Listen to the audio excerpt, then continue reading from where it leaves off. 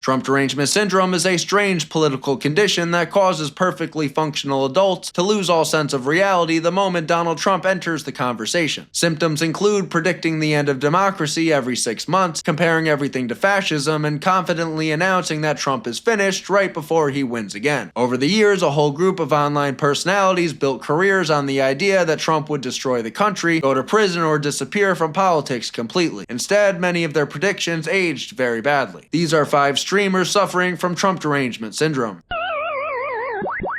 Hassan Piker is one of the clearest examples of Trump derangement syndrome in the online political world. Hassan is a socialist Twitch streamer and the nephew of the Young Turks founder Cenk Uygur. Hassan first drew major negative attention in 2019 when he declared that America deserved 9/11. This is so insane. America deserved 9/11, dude. Fuck it. I'm saying it. We're there to partner with it happening. Like, we totally brought it on ourselves, dude. Holy shit. We did.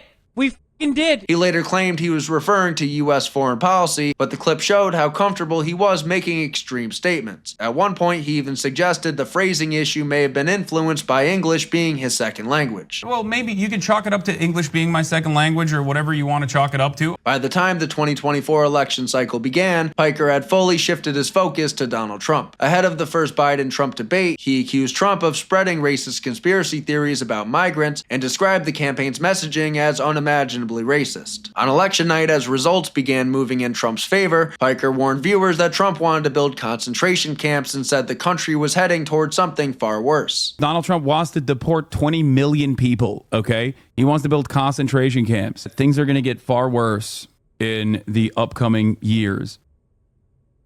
They're going to get much, much worse if Kamala Harris loses Pennsylvania. After Trump secured victory, Piker repeatedly described the incoming administration as fascist and suggested the United States was entering an authoritarian phase. On the eve of Trump's January 2025 inauguration, he signed off one stream by calling it the first day of the apocalypse. Throughout 2025 into 2026, Piker continued warning that Trump represented a growing threat, yet the catastrophic outcomes he predicted never materialized. Instead, the repeated escalation and rhetoric made each new warning feel less credible than the last. Stephen Banell, known online as Destiny, built a large following as a liberal political streamer known for aggressive debates and controversial takes. In July 2024, his reaction to the assassination attempt on President Trump in Butler, Pennsylvania shocked even many of his own viewers. He posted a cruel remark about Corey Competore, the firefighter killed while shielding his family, and told his audience he would mock anyone who died at a Trump rally. Fuck it, fuck the dude, the firefighter guy, fuck Trump, fuck the people that support him. I just want you to know, okay, just in case you're confused or it seems like I'm, whatever. If one of you were in the crowd and you're a conservative fan of mine and you end up, getting blown away or whatever the fuck, I'm making fun of you the next day on Twitter. I am, 100%. As a result of this, Destiny was demonetized on X, and the streaming service Kick suspended him for hate speech. 2 days later, he appeared on Piers Morgan's show and refused to apologize, arguing that conservatives were allowed to say anything while liberals were expected to mourn. I mean, I got to say, I just found that repulsive, Destiny.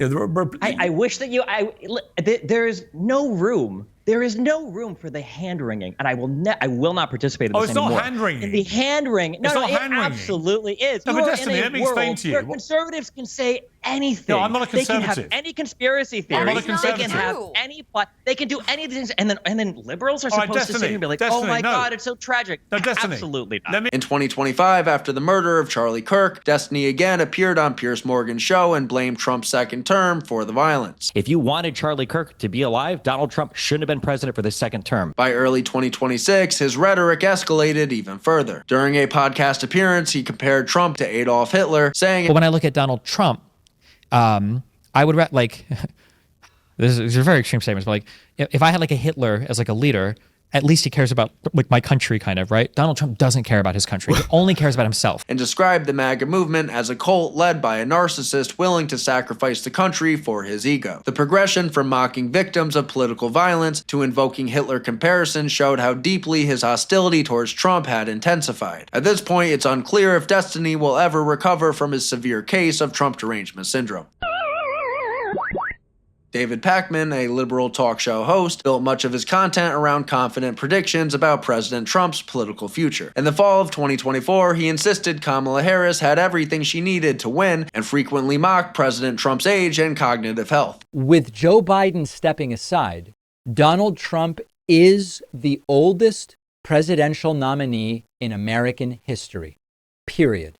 And his statements, press conferences, and speeches are increasingly mangled and scrambled. He's confused about electric vehicles and sharks and drowning and electrocution. This is going to become a problem as Trump seems to be falling apart. As Election Day approached, Pacman framed the race as the possible end of Trump's political career. But the morning after the vote, he faced a very different reality. When Kamala Harris officially lost, David started bleeding subscribers. Pacman warned that liberal political channels, including his own, were losing subscribers, describing it as a growing problem for the left-wing media. When I woke up this morning, we had lost 5,000 YouTube subscribers compared to where we were last night. What is it that is going on? Here is a graphic. As you can see, subscribers just go up, up, up, up, and they are down.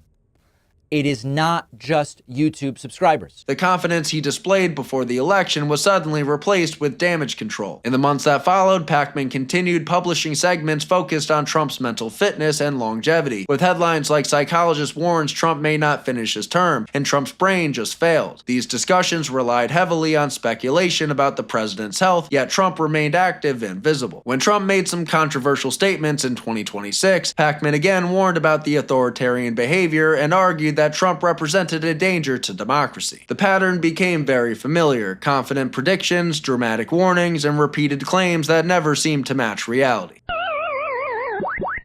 Vosch, another left-wing YouTuber who has a propensity for storing suspicious files on his computer, followed a similar arc. For years, he labeled Trump a fascist and framed Republican politics as a march towards dictatorship. Here's my position on Trump, okay? Trump is a fascist. I've always held the position that Trump is a fascist. Obviously, the way he tries to play... I mean, we're about to look at a speech of his. Of course he's a fucking fascist. During the 2024 Biden-Trump debate, Vosch told his viewers he was worried about the future of the United States, and just weeks later, he uploaded a video titled "Their Plan to Steal the Election for Trump Has Just Begun," predicting a conspiracy that never materialized. As Election Day approached, Vosch mocked Trump's Fox News interview and suggested Democrats were headed for a comfortable victory. During his election night livestream, he confidently predicted a 300-vote electoral college landslide for Kamala Harris. So right now, this is my guess. If Kamala Harris is able to break 300 on the EV, that would be pretty great. I don't think there's any chance of Republican blowout. I think there's a solid chance of a Dem blowout. I think there is essentially no chance of Republican blowout. But as the results began coming in, his tone quickly changed. It's over, Vosch said as Trump pulled ahead, joking darkly about viewers taking cyanide capsules. If everyone would take the cyanide capsules that you brought to class today and place it in your mouth. As the outcome became clear, he claimed the country had been irreparably disgraced and described Trump as an empty vessel with a melted brain. The confident tone from earlier in the night gave way to visible shock as the results moved in the opposite direction. Harry Sison, a young content creator who is probably paid by the Democratic Party, rose to prominence during the 2024 election cycle. Days before the first Biden-Trump debate, Sison confidently predicted Biden would easily defeat Trump on stage. During and after the debate, he strongly defended Biden's performance, even as polls showed that most viewers believed Trump had performed better than Biden. He can win, he's going to win, and as Vice President Harris said, we don't let a 90-minute performance negate 3.5 years of progress. Biden's the only man who has beaten Donald Trump, and he's going to do it again, and I'm looking forward to convicted felon Donald Trump facing justice. Why are you the only person I've heard in the last 24 hours who's not crying because the performance was so horrendous? Sison dismissed concerns about Biden's weak delivery by pointing to the fact that Biden had a cold. A month later, after the Supreme Court ruled that presidents have immunity for official acts, Sison posted that Joe Biden could now send in SEAL Team 6 to take all of them out. Trump's campaign manager responded by warning him to expect a visit. Sison claimed he was referencing Justice Sonia Sotomayor's dissent and insisted he would not be silenced. After Trump was convicted on 34 counts of falsifying falsifying business records in May 2024, Sison repeatedly referred to him as a convicted felon and mocked his response as predictable. On election night, his tone shifted dramatically as results moved in Trump's favor. He posted that Americans had failed their fellow Americans by voting for a man he described as a felon and predator, and claimed that American decency was destroyed tonight. As the outcome became clear, his post reflected disbelief that voters had once again chosen Trump. This hurts. This stings. This is a tough pill to swallow. This result feels like a punch in the gut for millions of people. In October 2025, after Trump shared an AI-generated meme depicting himself as a king pooping on protesters, including Harry Sison, Sison appeared across multiple media outlets criticizing the post and describing the president as behaving like an internet troll. Later that year, when the phrase "deport Harry Sison" began trending online, Sison responded by claiming he was more American than Trump supporters. By early 2026, he was telling international audiences that many Americans hated Donald Trump and predicted a major backlash against the Republicans in upcoming elections. Like many others in the space, Sison's rhetoric escalated with each new prediction. Yet the sweeping rejection of Trump that he repeatedly forecast never seemed to arrive. Thank you for watching, and drop down below which celebrities you want to see in part 6.